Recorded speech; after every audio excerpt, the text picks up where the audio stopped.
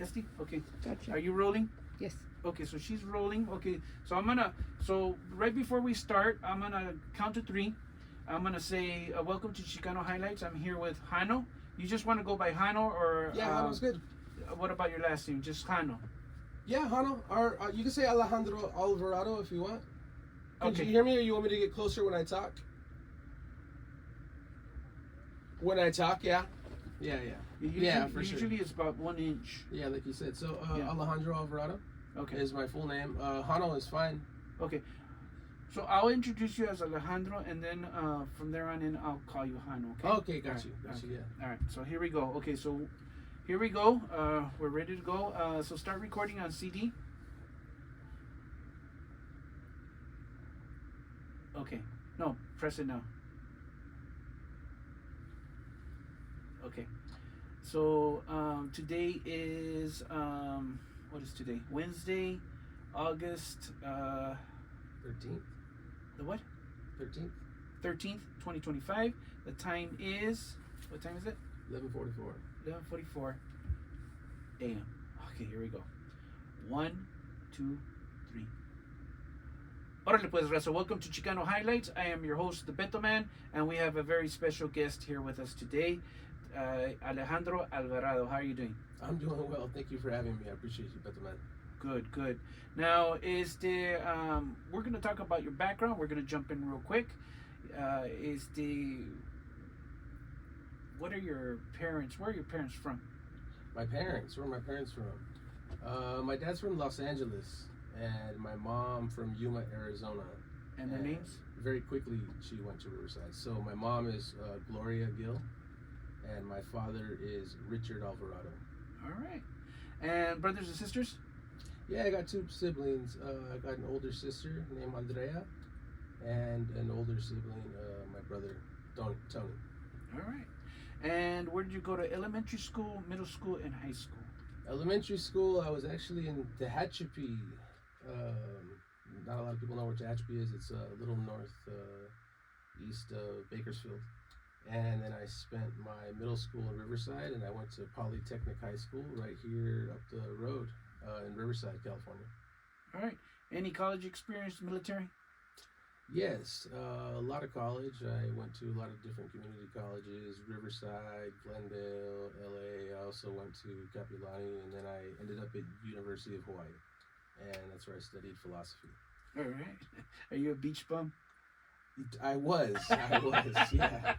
Yeah, I definitely looked a lot different when I was living in Hawaii. Probably about 5 shades darker and maybe 10 pounds lighter. Surfing all the time. All right. So then, when you were in high school, what were your hobbies? In high school, what were my hobbies? Goofing around. I was a goofball. I was the senior class president of my high school. I was also part of a really, really good mock trial team. We actually won county mock trial here in Riverside County. Went on to state. But I was a football player. Well, I was a bench warmer in football, unfortunately. But I had a good high school experience. I think I was just already becoming a young philosopher at that point. So it was more just thinking instead of what I was doing. All right. Just focusing on the future. All right. And what got you interested in college? My dad kind of always pushed college, but I didn't really go that route, actually. After high school, I went straight to, I did it about 2 years in college, but then I just ended up in the restaurants. So I was bartending, and I kind of found my stage there at a young age. So that's kind of the route I took. I didn't go to school at University of Hawaii till I think I was 35 years old, something like that. So I graduated high school at 17. All right. So we're talking a lot of life experience before I went back and decided to pursue more education. Okay, so give me a quick overview of how many jobs you've had. Oh, jobs! I can't even count. Probably hundreds. When I first out of high school, I kind of did everything I could. I did construction. There's a lot of buildings that I helped build actually here in Riverside. I did about everything, but once I started busing, I was a busboy. I thought, wow, this is quick cash, and maybe just do this for a little bit. we started running food and then serving and then managing, and then naturally when I was 21, it was right behind the bar. All right. So now, becoming a bartender, did you need a license? What did you do? No, actually, I got lucky. I was at a really fine dining restaurant. It doesn't exist anymore. It was on 5th and Flower, downtown Los Angeles. And this is where all those buildings with the suites would just flood out at lunchtime. And my manager was like, you know what, we really need a bar back. And I think you'd be the perfect guy. And I said, okay. So I got into the bar backing thing, and I was doing about 100 weddings a summer as a bar back. And as soon as I turned 21, they just made me a bartender. I actually had my first shift as a bartender on a Sunday. It was my birthday. And it was a birthday gift from my manager. He said, hey, you're the Sunday guy now. So it was something I really took pride in. It wasn't just like, I wasn't back there counting my tips. I was actually trying to take care of people in the community. I was actually one of those guys that would go out and get the newspapers, bring them in, and I had an 8-stool bar, so it was easy for me to command a presence and just have a good time, you know. All right. And what kind of problems did you find bartending? I mean, because you do run into the alcoholics, you run into the talkers, the criers. Cafe Pinot is a little different for me. I had federal judges. I had mayors. I served Mayor Hahn. I served Mayor Villaraigosa at my bar. I served Floyd Mayweather at that bar. I mean, my bar was a little different. And then at the same time, I was down at Staples Center, so crypto.com, I believe now. But I was actually bartending for the Lakers. So that's a whole nother story. Tell me. I did that for about 8 years. Tell me. I want to hear about it. Yeah, so one of the bussers when I was bussing at Cafe Pinot, he told me there was a job opening up at his restaurant inside the Staples Center. And I said, all right, I'll check it out. So I applied and I got the job as a busser, and they made me a server right away. And then I told them, well, I'm bartending down there, you know, at Cafe Pinot. They're like, oh, we'll get you behind the bar. So got behind the bar. And lo and behold, it was all the Lakers that would come in, ex-Lakers, the owner of the Lakers. So I had Jerry Buss sitting at my bar, and his personal assistant would come in at halftime. His personal assistant always ordered the same thing, ordered the filet mignon with A1 sauce and a Diet Coke. And we were always late to give him the stuff, and he was always waiting, like, oh, I gotta go.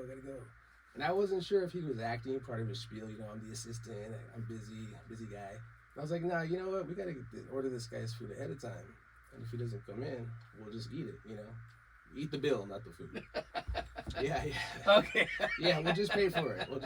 Okay. But he did come in, and he was like, hey, my food's here. My food's ready. And it wasn't sitting there. Like, it was just boom. You know, we had high-level chefs and stuff. So he got there, and he's like, hey. And I was like, yeah. He asked who was responsible for that. And I told him, and he's like, hey, you know, you're my guy from now on. Personal assistant to Jerry Buss on his Lakers, and I'd like you to be there when we do events. And I did about 8 years of bartending for Jerry Buss at the Lakers. And soon enough, just recently, because of that, you know, fast forward, I don't know, 10 years later, because of that experience, I ended up bartending for the owner of the Rams, just in 2022 when they won the Super Bowl. All right. Well, awesome. That's awesome. It's wild how things work out. Exactly. And I think you're a perfect example, because a lot of people think that life is easy, right? And that you're just going to land the job and that's going to be perfect for the rest of your life. Well, that's not the way it works. It's a roller coaster ride, and you're going to have a lot of jobs, but each experience is a learning experience, ¿verdad? Oh, yeah. It's all about the process. I mean, when I think about that, I never stopped. When I was a bartender, I never stopped being a good busser. You know, never stopped being a good server. Never stopped being a good man. I always remembered where I came from. So it was always, it was more to it than that. I love the process. All right. So let's talk a little bit about music. Now, you play the guitar. How long have you been playing the guitar? Yeah, I want to say about 15 years old. My dad tried to get me into it when I was like 7 or 6, and I wanted to play football. You know, I wanted to play baseball. I wasn't interested. And then about when I was, I think, freshman year in high school, I thought, wow, you know, girls would really like this guy playing guitar over there. I got to pick up a guitar. So my dad got me a guitar.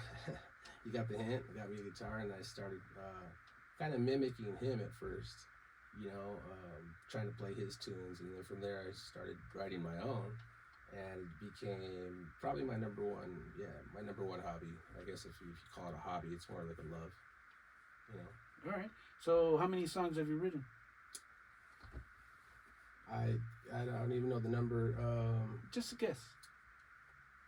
Realistically, probably 70 or 80. I was telling your assistant. Wow. Oh, I've written like 300 songs. And I'm like, nah, I don't. If I really sat down and thought about it, probably 70, 80. But the thing is, I can't sing most of them anymore, or play them like I used to.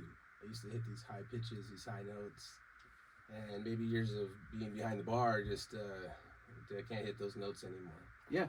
Well, a lot of people don't realize as musicians, as your throat gets thicker and older, you can't hit those high notes anymore. And of course, as you get older, arthritis sets in, all kinds of stuff happens to your hands. Somebody steps on your finger. There you go. Right? Oh, yeah. I crawled out of bed today. I'm pretending right now. My best acting performance ever. All right, well, good. All right, so you're going to play us a song. Is this your own song? Oh, yeah, definitely. This is actually one of the old ones. I'm going to start off with one of the old ones, if that's okay. All right. So this one is, I want to say 21 years old. I think I wrote it in 2004 when I was 19 years old. So,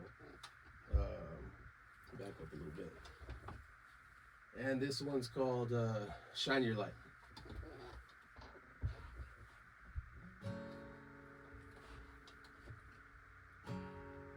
Won't you wake her, for she is ugly in her slumber,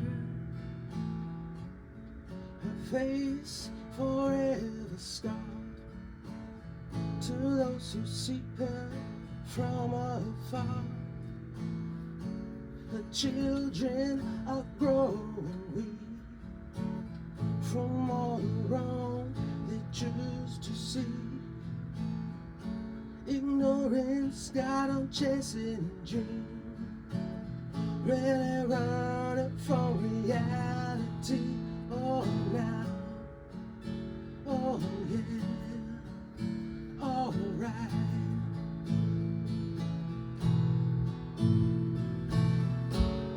Shine your light on the world, shine your light for the world to see. Shine your light on the world, shine your light for the world to see who you are right now.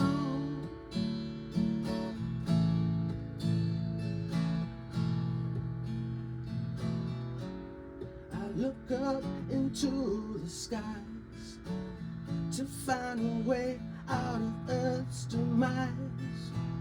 For there is so much the world demands. We need to be one who understands. We need the conscience to do what is right.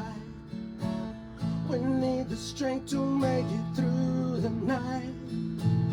We need those who are down to ride from New York back to Riverside. Oh yeah.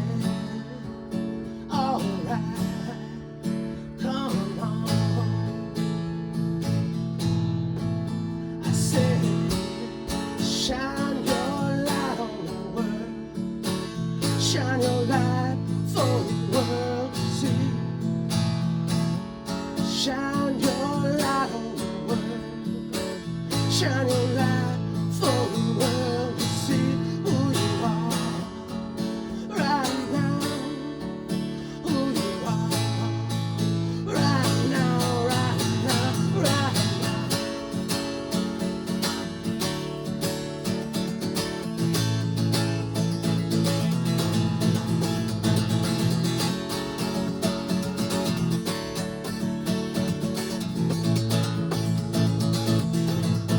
Shine your light.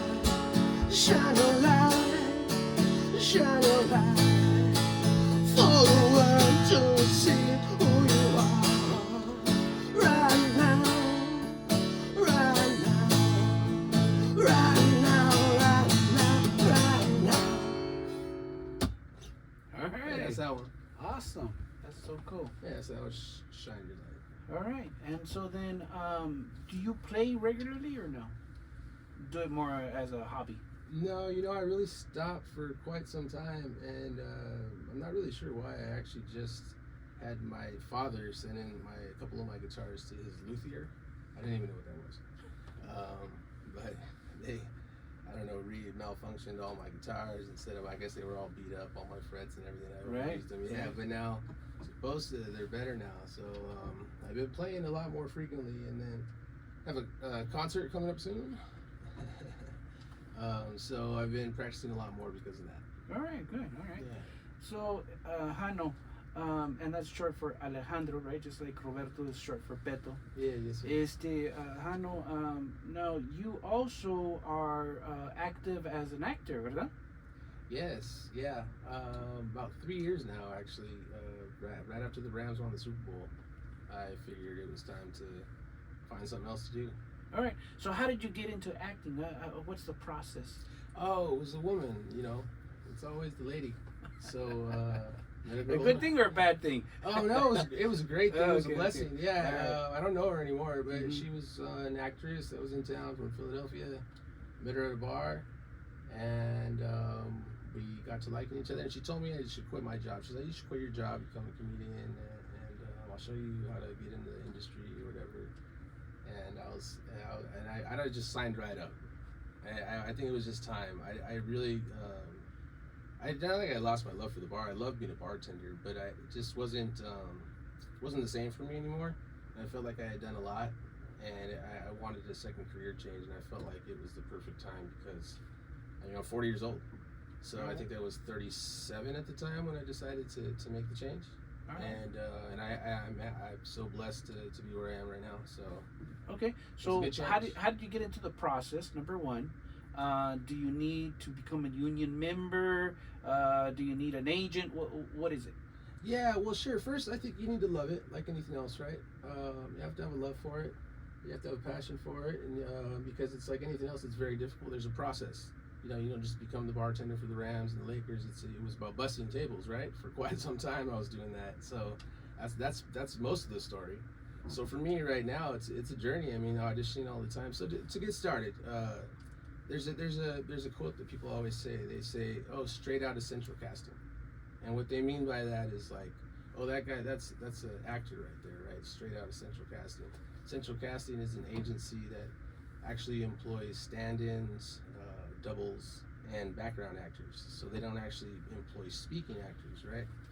And a lot of people are afraid of that because as actors, you want to speak, you want to act, right? And a lot of people are nervous about that. Well, I was a bartender. I wasn't an actor. I wasn't a trained actor. I didn't do theater for 10 years. I wasn't traveling and trying to get on Broadway shows. So for me, I was like, I want to get in the door. I want to start off fresh like I did as a bartender. I started as a busser. So for me, a background actor was that same thing. It was like, okay, I'm the busser right now. I'm the background guy, right? So that's how I started. And it's been a journey, but it was quick. So I signed up for Central Casting. I got lucky because they actually casted me. And I did my job. I showed up on time, and I was prepared. And sure enough, I was recasted in certain roles. So I did like 2.5 seasons on this show called Bob Hart's Abishola, CBS. And now I think it streams on Paramount now. I believe the reruns. But it was a 5-season show. It was a good show by Chuck Park Production. And I was just happy to be there as a nurse. I was a nurse for 2.5 seasons. And, I got my scrubs. I had my name tag. I had, walking into Warner Brothers, I felt like I had a job, And I was like, oh man, I made it. And whether I had lines or not, it didn't really matter, But being in the industry got me thinking, all right, well, how did you become a good bartender? You learned, so I started going to film school right here down the street at RCC, took some classes. They actually have a really, really good film program, very good film program. And started taking acting for the class, or acting for the camera, which is a good starting point for actors who want to be actors. Started taking comedy courses, because I wanted to be a stand-up comedian. And then I found myself actually out there doing showcases in Burbank on stage. So, it's just putting in the work. Exactly. Like anything else, just putting in the work. And now 3 years later, I'm really stoked. I actually said no to a couple things to be here today. All right. So, So tell me just real quick, what is a stand-in? What is a double? And what is a background? okay. So a stand-in is actually that's my next step on the ladder for myself personally. But what a stand-in does is, let's say on a sitcom, you have your 5 main characters. Let's say you have Roseanne, her husband, and 3 kids, right? Well, while they're in the trailer getting ready, the cameraman has to position where the camera is. The lighting has to be perfect. The sound has to be perfect. Everybody needs to know, okay, are these jokes going to land? So what you do is you have people standing in for those actors. A lot of times they look like them, even though they're not going to actually be on the show, on the camera. They're going to be on stage, so the director can actually see, okay, this is all happening right. So the stand-ins come in, they go out, they get a script just like the actors. It's actually a good process if you're trying to become a great actor, because you get a lot more practice on the job. It pays really well.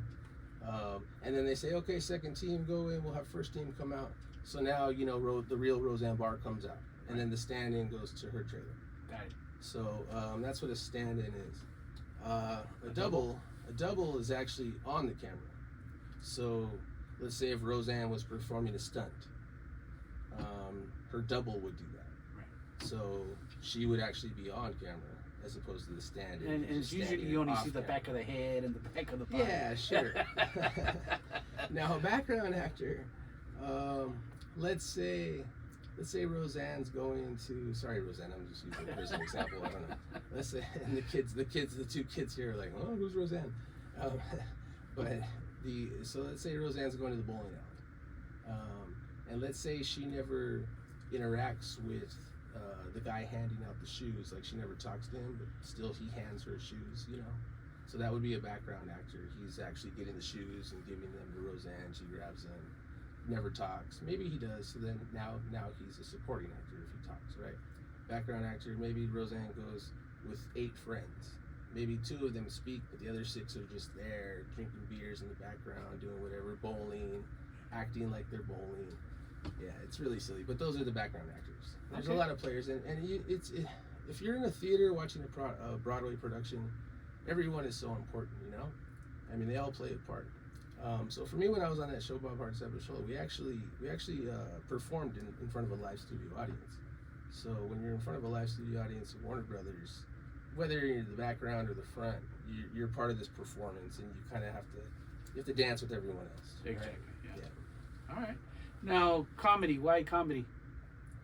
Well, that was kind of something that I always, I don't want to say it came natural, but I was always in love with comedy. I was always in love with people, hearing people laugh or laughing, or just the joy of laughter that laughter brings, especially in hard times. So I feel that was always something that was personal to me. Even when I was in high school, I was, they voted me class clown. So it's not something that was like, oh, out of left field, oh, I'm going to start telling jokes.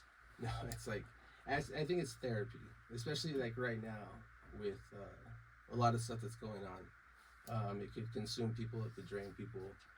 And I mean, I like to make light of things, even though I'm very heavy with my thoughts. Exactly. And the thing is either you're laughing or you're crying. So pick one, right? Yeah, sure. Right, sure. exactly. Yeah, well, we don't want well, when I sing, I sound like I'm crying anyway. So, yeah. All right, well, sing me another song. How about it? All right, let's do it.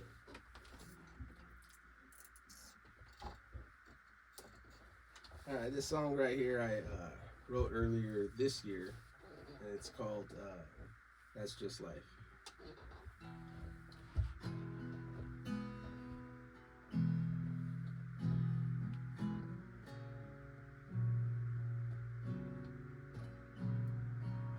Wake up like you, turn on the news just to turn it back off again.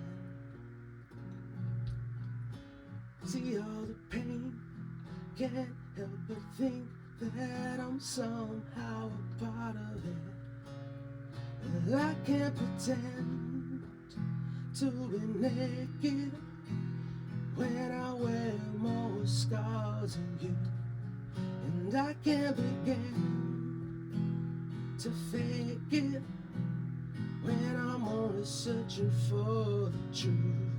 But that's just life as we've made it. You already know, and that's just life, and we take it. It's all we've ever known, and that's just life.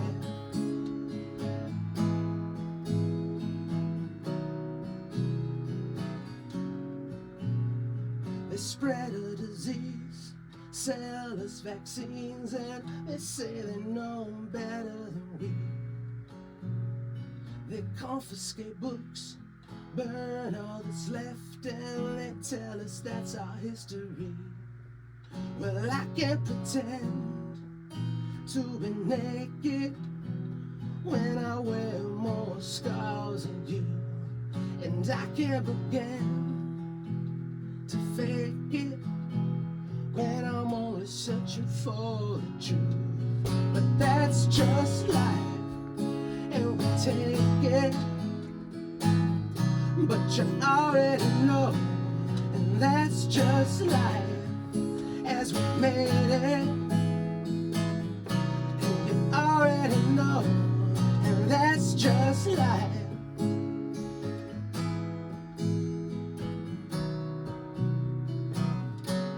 And that's just life.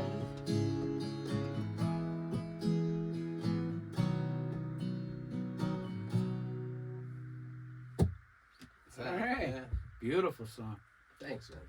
Yeah, Appreciate that that. does sound like a wounded bird, huh? Yeah. A bird that's been flying around too long. Yeah. Need some water. Yeah. All right. So then, Someone shoot that bird. No, I'm playing. I didn't say that. no.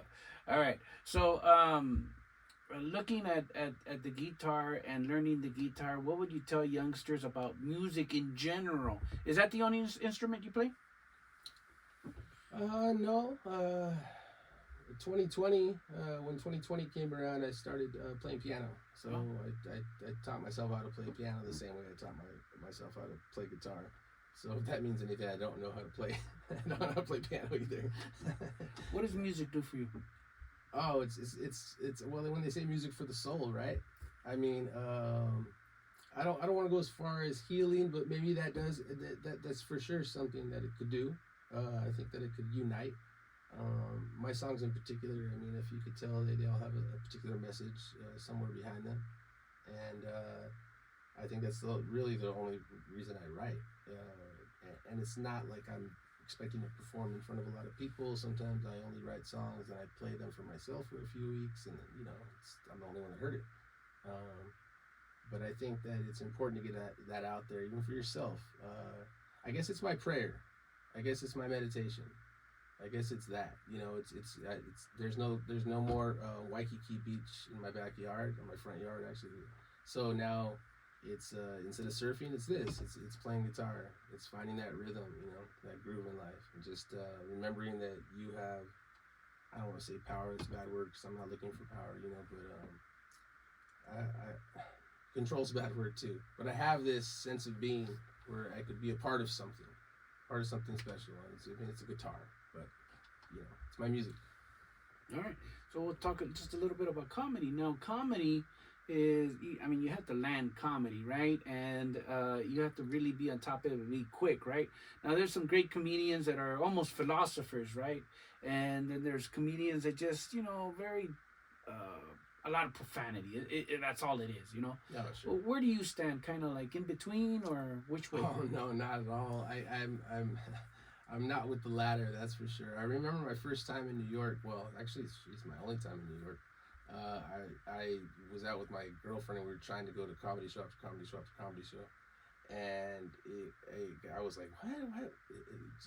Is that their only vocabulary? Is F this, F that, this and that and that? And really, it was bonkers because everybody was laughing. And I'm like, oh, okay, well, I guess it's just this sense of excitement. People want to go out and haha. But yeah, that's not where I'm at all.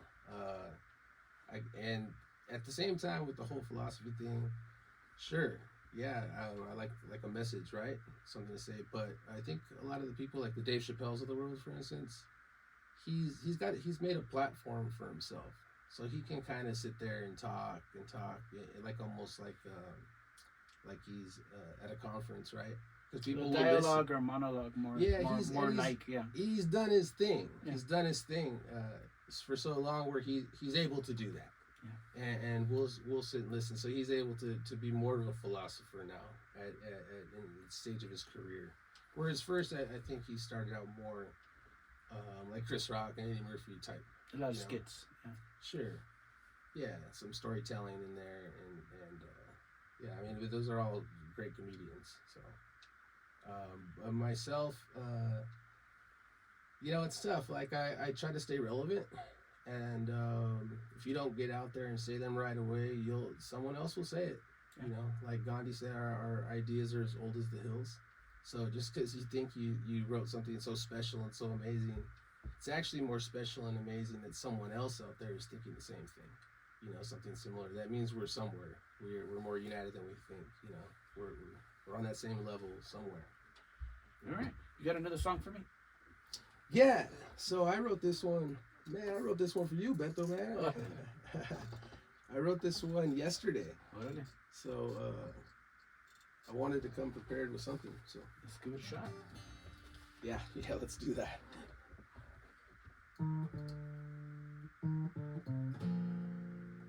You say I'm too brown, you don't like it. What's my skin to you? You say I'm too loud, you don't like it. When no one's talking to you. Say I'm too proud, you don't like it. When no one's stopping for you. I'm gonna change the world, with or without you. I'm gonna change the world, yeah, yeah, yeah. With or without you. I see you wearing a red hat. I guess I'm not the fool.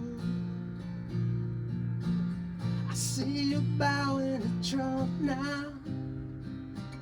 Man, I feel bad for you. Choosing hate over love now, but I ain't waiting for you. I'm gonna change the world, with or without you.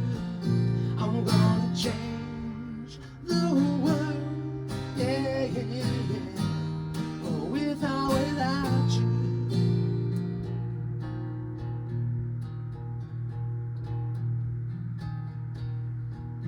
I'm gonna change the world, yeah, yeah, yeah. With or without you, yeah. I'm gonna change the world, yeah, yeah, yeah. With or without you.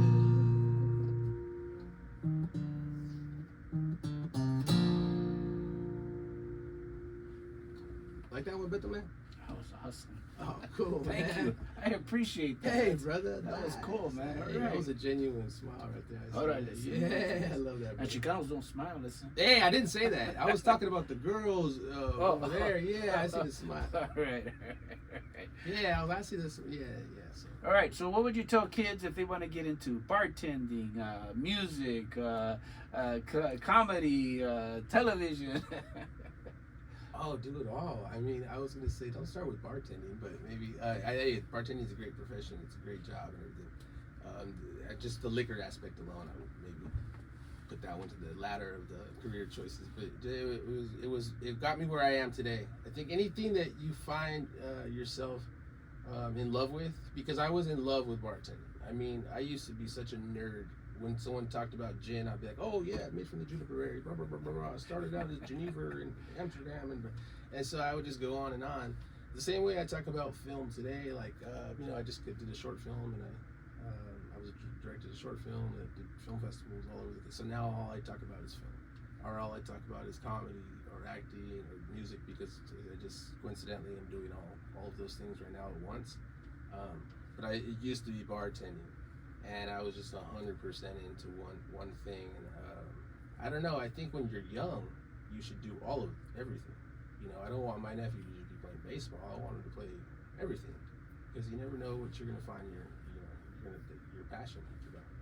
Exactly, and that's the key, right? That you Yeah. never know exactly where your talent lies unless somebody really points it out to you, or you find it by accident. Sure. You know? Yeah, and either way, it's all right. You got there. Exactly. That's the whole point. The journey is more important than the destination. It's what it's all about. Ricardo Montalban. No, All I right, know. so that's gonna do it for us. We're gonna wrap up. You wanna sing us one more song, and we'll let everybody go. All right, I'll try to take you out on. This is actually the first song I ever wrote, and like I said, you know, those fingers now. Woo, all right. And I'll probably fade this one out early, you know, just because. Whatever you can do.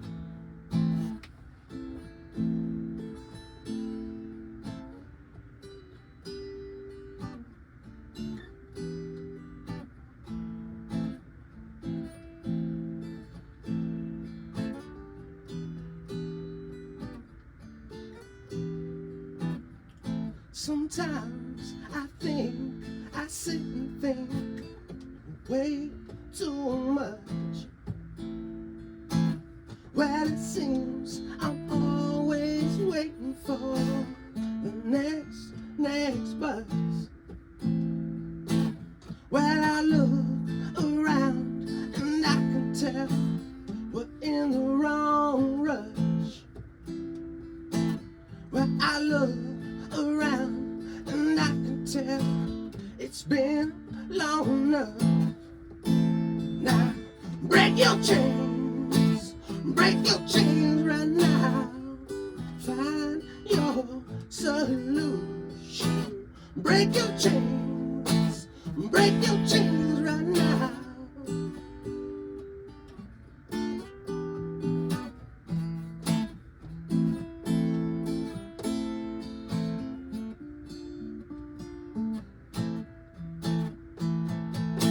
Yeah, that was the first verse. That can't. That's all right. Not a problem. That was You know, awesome. the man. message is still the same. Absolutely.